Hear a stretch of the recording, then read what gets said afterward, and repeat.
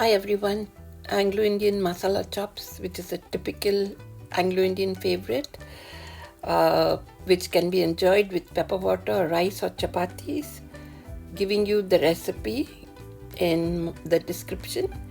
So what you need is 1 kg of beef or mutton cut into steaks or chops and marinate with chili powder, cumin, ginger garlic paste and vinegar.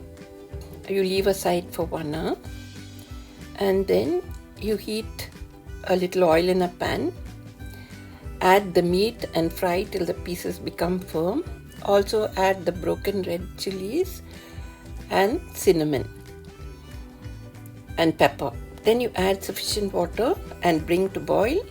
Once it's boiling, you reduce the heat, cover and simmer on low heat till the meat is tender and most of the water dries up.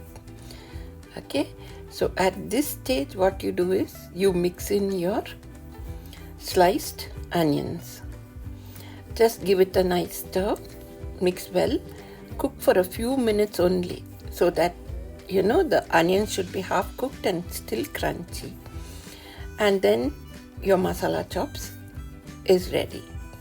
So if you like this video, please like and share it, and please do subscribe to my YouTube channel. Thank you.